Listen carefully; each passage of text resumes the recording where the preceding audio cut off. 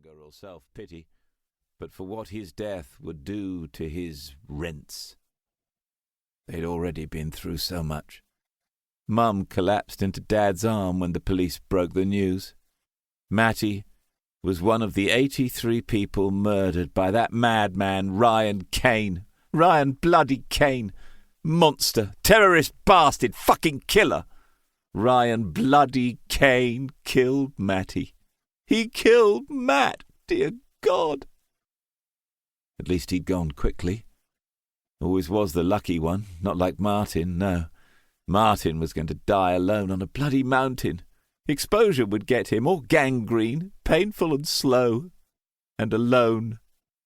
Matty, I'm so sorry. The big brother who'd tormented and teased him all his life, but who'd have taken a bullet for him, would never come back. He'd never see Matty again. Fuck. He'd never see anyone again. Should have stayed home. The desperation in Mum's eyes when he told her he was still going to Scotland despite Matt's death. He didn't even bloody ask. Instead, he'd been angry with her for insisting she walked him to school like he was a baby, too small to cross the road on his own. "For God's sake, Mum, stop crying. It's embarrassing," he said under his breath outside the school gates, while the other lads stood by trying not to smirk. "I'm only away for a couple of days. I'll be back in plenty of time for the funeral." Why had he even said that? What was he thinking? She'd reacted as though he'd slapped her across the face.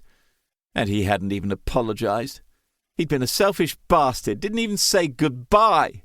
And where was he now? Dying on a Scottish mountain. Bloody idiot. All because he wanted to see eagles up close. Stupid, stupid, stupid. To think he'd fallen for it. What would Matty have said? "You're a complete moron, baby brother. What have I told you about reading between the lines? Don't trust anyone, you fuck-up. Fancy letting Mum and Dad down like this. Now I'm not here to save your sorry arse." He'd have said it with a kindly smile and maybe ruffled Martin's hair at the same time, but he'd have said it just the same.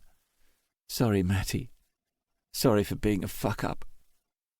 A raindrop fell on the tip of his nose and ran into his mouth. He licked the water away. No chance of dying of thirst in Scotland. Had a better chance of fucking drowning.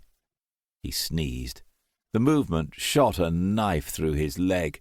His throbbing shoulder screamed, and the crushing vice around his head tightened. Martin pushed his free fist into his mouth, bit down hard on the knuckles, and screamed in silence. Once again he let the tears flow. He stared up at the jagged edge of the cliff face in the distance, the one with its recently crumbled ledge.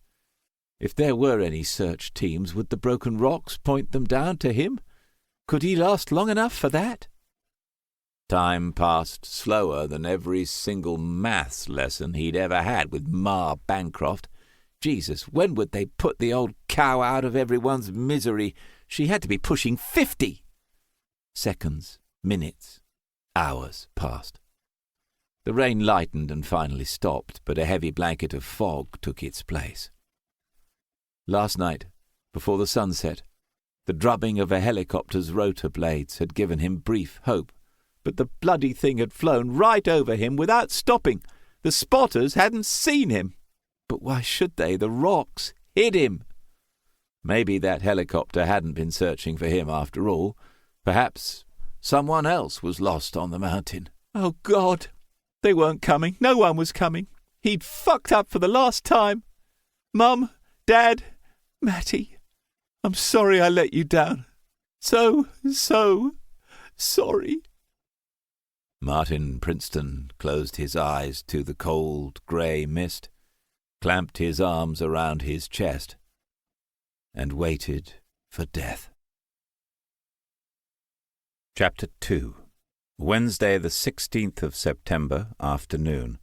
Heading north, A84, near Bannockburn, Scotland. 2 hours after crossing the border into Scotland, the fuel light on the dashboard flashed its angry yellow feed me message.